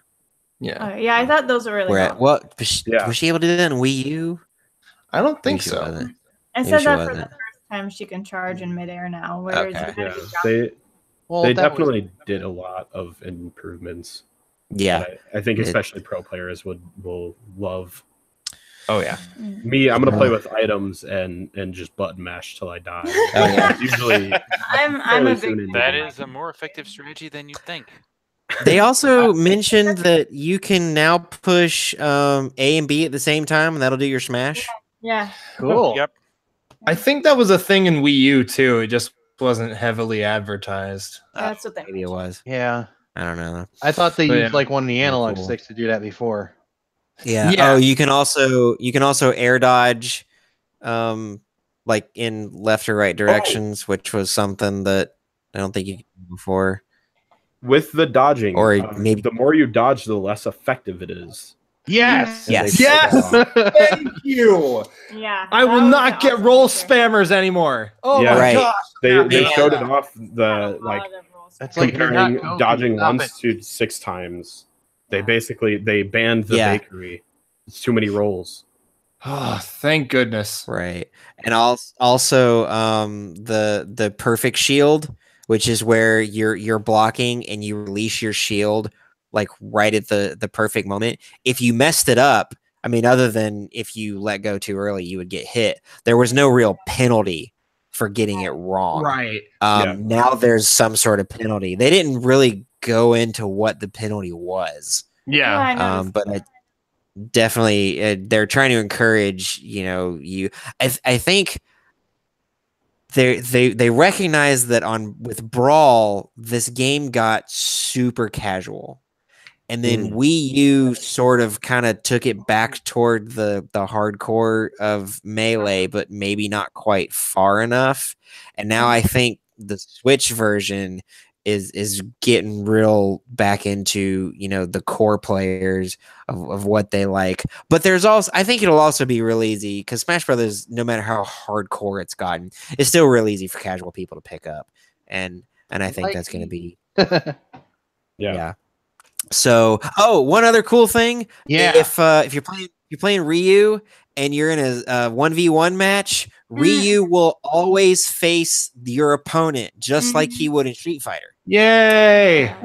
Which is kind of cool, I guess. That laser focus we've come to expect from him. That's right. Yeah. None of this turning your back on people. Okay. One direction. So now I want to talk about dream characters. Now, like Sam said, it looks like there's room for 2 more characters down there at the bottom. So I'll go ahead and start. I want everybody to pick 2 dream characters. We'll start with one, and then we'll move down. Then we'll come back to the other one. Dream. Well, it doesn't even necessarily have to be a dream character. If you want to make a prediction, you can go ahead and do that. Since he's no longer strictly a Sony property and is owned by Activision, I could see Crash Bandicoot filling one of those spots. Yeah.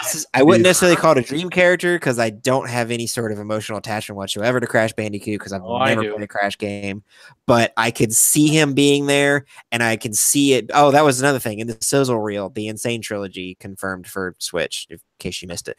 But yeah, I could see that working. And considering that Smash Brothers has kind of become this museum of video games that really will unfortunately never be able to include Halo or I don't know, God of War because of who owns them. Hey, give 343 I think Crash Bandicoot enough time, and it might be a possibility because they're bad at what they do. Right. Yeah. So, all right, Sam, your first one. Go. Honestly, yeah. That's Crash. Honestly. Just honesty. It's like the it's the Mega Hand or whatever it was called from Brawl. Oh, Master Hand. Yeah. The Master Hand, but without the glove, and his name is Honesty, and he just tells you what it is. No, I'm just kidding. I honestly I think Crash Bandicoot or Shovel Knight. Yes. Oh, you took mine. I'm There sorry. you go, Shovel Knight. All right. Oh. Okay. Ned. Well, let's see. Dream characters. You want Geralt from Witcher 3. I'm just kidding. I don't know. Oh, that'd be so weird. Soul Calibur already took him. Oh yeah. Yeah. Never gonna happen, but how about Vault Boy? Yes. Oh, that would There you go. That I would would be great. that as a trophy, assist trophy. Yeah. You know, if you're gonna Dude, put the a battlefield. Bethesda, if you're gonna put a Bethesda character in Smash Brothers, I feel like it'd have to be Vault Easily, Boy. the cartooniness and stuff fits really well. Right. Yeah. Bethesda, Or get I on mean, that. if you're gonna go nuts with a Bethesda character, you have to include the Dovahkiin. That would also be cool. Or Doom Guy. I mean, they Yeah, put you Bayonetta get in it, guy. so why not? They Well, I make mean, a like the DLC. original, like pixelated Doom Guy. Oh, okay. Yeah. I was gonna say they make a DLC and you have to be 18 or older to buy it. I mean, technically, Hitler's a Bethesda character. Let's put him in there. Oh no! Patty No. there, no. Man, what's with you and Hitler references? I don't know. I'm Jewish. I can get away with it. I was gonna Okay. say. I think That's why. All right. Wow. Andrew and then Erica. Okay.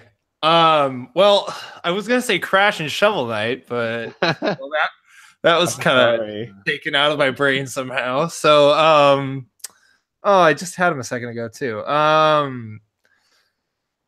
A YouTuber I watched named Max was saying like he's really big into Mortal Kombat, and he's like, they haven't revealed Mortal Kombat yet, so maybe it's because it's going to be on the Switch and Sub-Zero will be in Smash. I'm like, that could be interesting. There you go. I mean, that'd be sick. I'd love to see Sub-Zero. They could that'd down him down because Bayonetta and Snake are both from M-rated games. So all you do is just tone down some of his moves, and it could. That'd be pretty cool. Yeah. I mean, they already have freezing as a mechanic from the Ice Climbers. Yeah. And they can make his alternate costumes or whatever. The what is it? The other ninjas. Right. Yeah. And they could all have the other elements too. That'd be dope. That'd be Yeah. really sick. Someone else I'd like to see. Well, we're doing one each now, and we'll come back around for the second one. So, Erica, go for it. I would like to see Spyro because Yeah.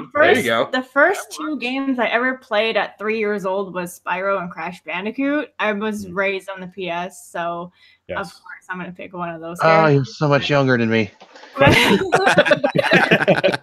know, it's like somewhere around 3 or 6 or something. But yeah, I basically grew up on the PS. I think it was 2 or something. Yeah. Really So- quick question: are you excited for the remake? The Reignited trilogy. Yeah, I'm Yeah. super for that. Really, It I've looks already got it amazing. pre-ordered, and she's like, "You're paying it off, right?" I'm like, I was like, "Okay, I'm working on it. Yes, I'm working. I'm waiting for them to announce it for Switch because I bought the Crash trilogy a little too early. I bought it on PS4, and I was like, now it's coming out on the Switch. I might buy this twice. Yeah. Okay, so fun fact, I don't own a Switch, and this is making me really want to get one really badly. I only have the 3DS, so I can only play the games for that, and it's quite limited that I'm noticing. But the Switch has fantastic games on it. I mean, I think out of all the consoles, it's pretty much one of my favorite besides the PS. So that's kind of my take on that. There you go. I might be getting it for her soon. Don't tell her anything. Wow. Aside. Well, And then I want to read some of the suggestions from the chat. So go ahead, Asad. Okay, that's what I was going to point out, but let's see, should I go with my dream character or my prediction character? Dream character. I want to hear what you want. Dream character? I'm surprised I didn't think of this the last time we did this type of question, but I want to see Zero in this game. Ooh, yeah. From Mega Man? Yeah. That'd be cool. Because I mean, we have Mega Man, and we technically have Proto Man in his final Smash. Which was it? Yeah. Proto Man in the last final Smash that he did? I don't remember him being part of it. No, he I wasn't. don't know. Yeah, so they added him in this time. Yeah. So we'll go with Zero. We don't have anybody with lightsabers in this yet, do we? Not that I can think of. But lightsabers are an item though. But Yeah. But Zero's is cooler. oh yeah, Way better. to do with Mega Man already being in it and stuff. Yeah. All right, so from the chat, this is Chief Bones in the chat. That's one of our board members here at CrossForge Gaming. He's got a few suggestions. Ninja Gaiden's right, Ryu. Oh, So if you wanted to if you want to get two people in there with the same name, make it confusing, go for that. He said Sackboy, which I'm guessing he means from the PlayStation owned property, Little Big Planet. So that wouldn't happen, but I think he'd fit. It'd be cool. Oh, definitely. Yeah. I think He was in PlayStation. He was in PlayStation All Stars Battle Royal, so it wouldn't be too hard to bring him over. Right. Yeah. And then Super Meat Boy, which that's a good idea. That'd be cool. Yes, it is. He also said Isaac from Binding of Isaac. That'd be weird. The game's weird. It just gets real creepy real quick. Yeah. Right. Ooh, yeah, it does. And then Abe from Abe's Odyssey. That's an interesting one. Okay. That is an interesting pick. All right. So now my next pick. So I didn't do my dream character. Like, as I said, I don't have any connection to Crash Bandicoot at all. So now I got to come up with a dream character. I don't even know that I have a dream character. Like, if I were personally, I think as much as I like Final Fantasy VII, I think Cloud's an overrated Square character. I would Understandable. I would Chrono's my boy. Either Yes! Chrono or Chrono from Chrono Trigger. I think his move set's better. I think he's got better specials. So and Omni Slash, Cloud's Omni Slash is just Chrono's Confuse, but fancier because it's in 3D. But the same stinking thing. So I would put Chrono in there. It's my boy. I'm disappointed that you did not pick the best character from that game because everyone knows you should include Frog. Yes. Frog would be great too. And then if you get Chrono in there, Lavos can be an assist trophy. So there you go. Hey, there you go. I don't know. I would have liked to see him incorporate some of like the co-op attacks somehow. Yeah, that'd be cool. Well, yeah. So maybe some of his specials could be like Frog shows up and he does cross, or maybe his final smash is the there's the thing with him, Luca, and Marley, and they all combine their elements together. And anyway, there'd be some cool ideas in there. So that'd be cool. Also from Bones, any of the Care Bears, or characters from Them's Fighting Herds, which is that MLP fighting game that wound up not being able to be an MLP fighting game. Jimmy really likes My Little Pony. He's the brony in the group, and then Bonk's an interesting one. All right, Sam, on to your second character. Okay, so going for dream character, I guess this time, I think it might be a little obvious what I would pick. It's obviously Superman. Specifically, Superman from Superman 64. Right. Yes. It'd be so they could keep him polygonal and everything. No, I would say Spider-Man. Dream character Spider-Man. Dude, I would only use Spider-Man if they put him in. Oh yes. Yeah. No, I wouldn't. I'm lying, but I mean, I'd use him a lot. Especially with like the new game coming out, they're showing off all the gadgets he has and stuff. That would be so cool to see, as maybe like how who has it with he can swap his different like attacks or whatever with his. He has a sword as a Fire Emblem character. I don't remember his name. Instant kill mode. Right. Instant kill mode, or like the web bomb, or just something web trap. That would be dope. Yeah. All right, Ned. Dream character. Oh goodness, which one to pull? Right. So many options. Well, there's no way he'd ever appear because Marvel versus Capcom is already a thing. But a Captain America style character. U.S. agent. Yes. Really awesome. What about Captain Canada? Oh, that's sure. That would Captain Britain. Wasn't that just Wolverine wearing a different costume? No, it's literally Captain America, but he's Canadian. No, he had like a red round shield, with like the maple leaf stuff. Yeah. And then, yeah, it's funny. But since Nintendo's Japanese, that'd be Captain Japan. I'm sure that's a thing somewhere. There's a multiverse in there. Oh man, probably. You have I would play that character. I don't care what game he's in. And he's like the most racist stereotype of a child. He's so bad. Okay, before we get in trouble and I about fell backwards off my chair just now.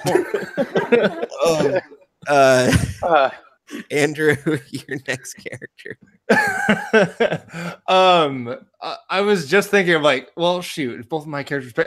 Rayman. I would love to see Rayman. Oh, dude, yes. Fit. Yeah, he would, absolutely. And he was a trophy in the Wii U version of Smash. So I'm like, yeah. Not like a collectible, not an assist trophy, but like one of the collectible trophies. Yeah. Just the collectible relationship that already exists between Nintendo and Ubisoft. You know it wouldn't be that hard. No. Right. And it would make sense. And then we could have a rabbit as an assist trophy. Yeah. A rabbit in an Assassin's Creed hood. But screaming. We have that game. Now you made me want to play the game. All right, Erica, your next character. I think Andrew mentioned it earlier, perhaps, but I was thinking if Katana was more modest, because a lot of those characters in Mortal Kombat are really extremely modest, and personally, I don't really care for that style. But I'm not talking about like covering yourself completely, like where there's no face or no arms or anything. But I think if a lot of the women characters, as a woman gamer, I think that it would be a lot more pleasant for me to play, because I'm not into the over sexualization of things. So I'm not that kind of mindset. So but yeah, I'd pick her if they toned it down a bit with that. Yeah, they put Bayonetta in the game, and I play Bayonetta. I like Bayonetta. It's a lot of fun, but there's nothing modest about the character whatsoever. And they really, she's as modest as that character can possibly be in Smash Brothers. So they could do it if they were gonna go that route. So yeah, I can see that happening. I mean, I understand like they're villains, or most of them that dress that way are villains, and the enemy and all this stuff. But at the same time, it's like, okay, why do you have to go overboard? It's like there comes a limit. Right. But other than that, I mean, it's a great game. I love the structure. I first played Mortal Kombat when I was about 16 years old with my father, and I thought it was really fantastic. It was a good memory with him. So like I cherish that game for, both gameplay and sentimental value. So I think it's fantastic. It was really well executed for that graphics and everything. And then Prince of Persia, I've played once before. That's a pretty good game as well that I've noticed. The graphics at the time for what they were pretty awesome. So I played Sands of Time. That was a good game. The Prince. That's my favorite one. Would be a good fighter. Yeah, he would be. Oh, you're right. Yeah, he would. The one from like a 2D platformer. Yes, he's all like 4-bit or whatever that was. One that jumped forward like, Right. All right, Assad, last character. Make it count. Okay, before I go into that, I just want to do a side note to Erica's character. In Mortal Kombat 10, they actually dialed down the sexual stuff a lot from 9 to 10. Okay. So I'm not saying like they did like completely 100%, do away with it, but they reduced it a lot. Well, that's good. At least it's making effort. Yeah. Yeah, They did not reduce the gore at all, though. They spent way too much time zooming into bones breaking to be bothered with what they were wearing. Right, yeah. Okay. All right, go on. But my character, this one I think is a little bit more realistic, and that's Shantae, like last time. Oh yeah, Mm-hmm. Yeah. Shantae would. I think a lot of people would enjoy having her on. Yeah. I can see that. Yeah. Well, there you go. And I think anybody who's hoping for Banjo-Kazooie to ever show up, nope, just stop. It's not going to happen. Even though Phil Spencer has signed off on it and said that he would be willing to do it, I just don't think it's going to happen. I think Nintendo just feels betrayed. Yeah, well, like, no. I mean, I don't know how they can feel betrayed. It's their own fault that Rare is not with them anymore. Yeah, Rare pretty practically begged Nintendo for years to just buy them out, and they wouldn't do it. So that's what you get. Yeah. So overall, that's our impressions of Smash Brothers. We're all obviously excited for it. Absolutely. Well, this coming Thursday night, and actually, and I want to thank Andrew and Erica for being on here before. Thanks for having us. Yeah, it was a lot of fun. This will, like I said, I hope this turns into a good working relationship. We can do some more stuff together, like tournaments. We had like tournaments, yes, like Smash Brothers tournaments and stuff. That'll be a lot of fun. Thursday, we're going to be doing a big E3 recap. So we'll be talking about everything all the way back to the EA conference, talking about stuff that we liked, stuff that we didn't like, maybe talk about some cringeworthy moments. So I haven't watched the Sony press conference, but the catch-up video that I watched for it had like moments of this guy playing a banjo, and I'm like, what is this happening right now? Come on. You had a banjo and a guy with a flute, and that guy with the flute. All I could think of was like, it's Wii music. It's Wii music all over again. All over again.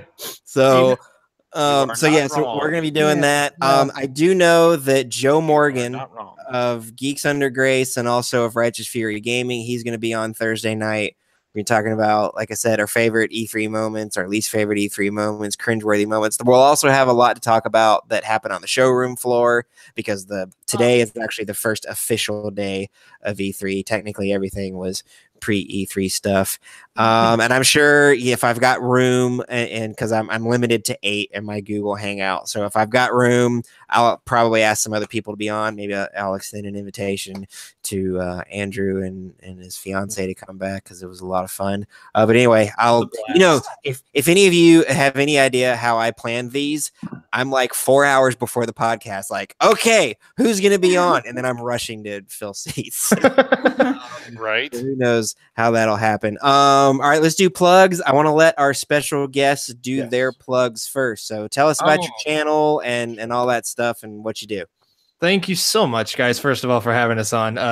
Definitely a blast, and totally was just like out of the blue. I was like, oh, suddenly podcast panel. Heck yeah. He came up to me and said, "Babe, what should I do?" And I'm like, "Go for it." Should I say yes? Yes. Okay, yes, we're here. So we are we are Consuming Fire Gaming. Coincidentally share the same acronym. Totally wasn't planned. Yeah. But what we do is I've always believed like Jesus and games could be kind of implemented together somehow. And we pray for people at the end of our live streams. We basically every day on Facebook, we always ask, hey, does anyone need prayer today? We have a Facebook group. I don't have a link. I don't remember the link exactly, but it's on our channel, which is youtube.com/consumingfiregaming. And yeah, we're doing a live stream tomorrow night at 5 p.m. Pacific, 8 p.m. Eastern. We're going to be playing Sonic 4 Episode 2. It's Sonic month for us, so we're playing all Sonic months all June. All Sonic games all June.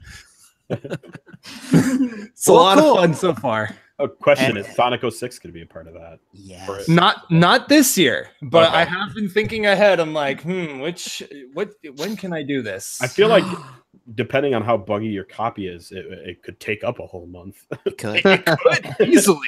Absolutely. Do you play Sonic R? I don't have it, but I do like it. I like the concept, and I wish Sega would actually go back and actually make a foot racing game for Sonic. So it's hot trash of a game. Oh, absolutely, it's terrible. But I have a PC copy that I had from like way back when I was a kid, and I just recently, like a couple months ago, on a Steam community forum, someone posted instructions for how to get it working on modern hardware, and I got to play it for the first time in so long.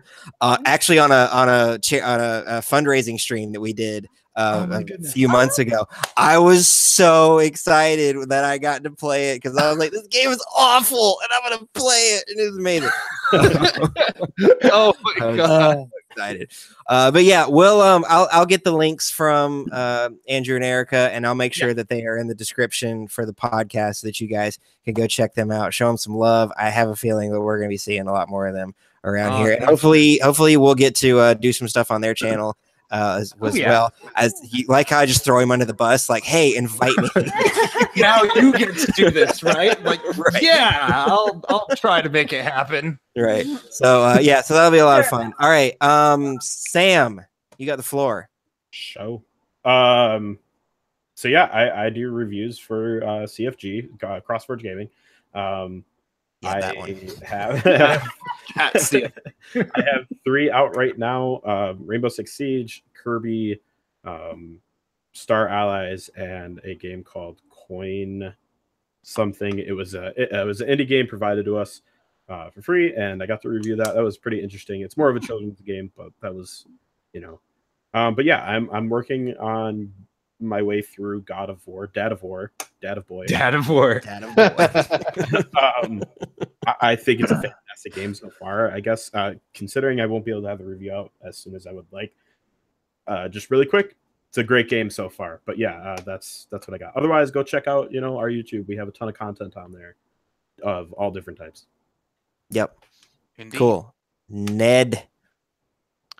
Well, you can typically find me here on the CrossForge Twitch channel on Tuesday nights at 7 p.m. I'm working my way through Fallout 4, and I'm sure as soon as Fallout 76 becomes available, that's probably going to become a main staple of the games I play on here as well.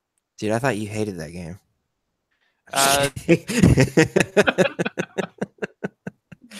There are Fallout 4 disappointed me in a number of ways. However, it is still a good game. Oh no, I was joking about 76, but anyway, we're gonna start calling Ned Fallout Boy because I hear he loves that name too, even though it's got nothing to do with Fallout and it's a Simpsons reference, not a band. Oh yeah, I forgot about that one. Going down swinging. That's where the band got their name, was from the Simpsons. Wow, that's pretty cool, actually. Yeah, pretty meta. Yeah. So anyway, actually, Ned would have been streaming tonight, except I took over the Twitch channel to do this. So take them off. That's what's going on there. All right, Assad. See, usually in this type of spot, the person would have some type of thing to plug that's special, but I mostly just hang out in other people's events. So, like, you'll find me on the CFG podcast. You'll find me playing with Darman on Borderlands the pre-sequels on Mondays, and just other places where I can actually jump in and just make the guy actually streaming look less bad in comparison. So everyone needs a comic relief. Mostly just bad puns from me, though. Sorry. Right. You can find me right here on the CrossForge Gaming Podcast 2 times a week. If you get the audio version, you go over to patreon.com/CrossForgeGaming, sign up for that audio podcast. It is free. You do not have to give us money for it, but if you would like to give us money for it, no one is going to tell you no. I mean, except maybe your bank. If you don't have any money to give us, they'll probably tell you no. Yeah. But I won't. So don't feel like you're going to be upsetting me or anything like that. You can also find me right here on the Twitch channel every single Friday night doing community game nights. We did a Jackbox party pack this past Friday. That was a lot of fun. I am actually taking a break this Friday to tend to some family issues. Darman is going to be handling the community game night this Friday. And because I kicked him off of Twitch last night, and he wasn't able to do Borderlands, it sounds like he's going to be doing Borderlands pre-sequel on Friday. So if you want to come play with him, join him for that. And then the Friday after that, so that'll be the 22nd, another Jackbox party pack night. So that'll be a lot of fun. And then I'm going to get back into the flow of things and get, the game scheduled regularly and all that stuff. I also host another show on this channel called Talking Heads. It's kind of been on hiatus for a while, but I just recently wrote a script for a new episode, so I'm going to try and get that out. Pretty interesting. I think it's going to be controversial. In fact, it already caused kind of not really a fight, but a pretty heated discussion in the community. Was it on the community or was that on Josh's timeline? I think it was just on Josh's timeline. Yeah. So I'm going to give him my opinions of it's kind of be spurred by Death Stranding, but it's more of a it's more of a conversation about what happens when you give creative visionaries unlimited money and unlimited creative control to go do whatever they want. So I'm gonna be talking about that.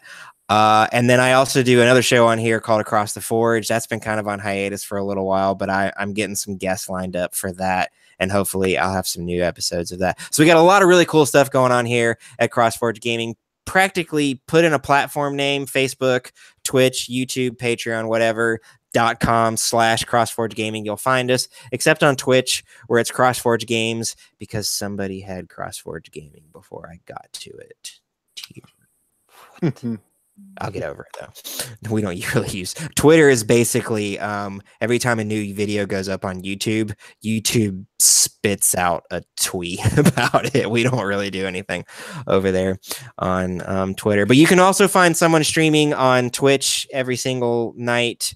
That it's been kind of different this week because of E3, but we'll get back into that after E3 coverage is over. I think that's about all that I have to say here. I tend to ramble when I'm trying to say goodbye, and I'm really trying to get better about that. So you're not the only one who does that. Yeah, we do that too. It's an art that I have not quite mastered yet. It took me a while to get the intro. Now I've got the intro. I need to get the saying goodbye. Anyway, from all of us here at CrossForge Gaming and our new friends, Consumer Fire Gaming, have a good night. We love you guys, and we'll see you around. Bye. Bye. Later, fellas and ladies. Forge on, humans. Forge on. Yeah. Forge on. Good old John. He's a good guy.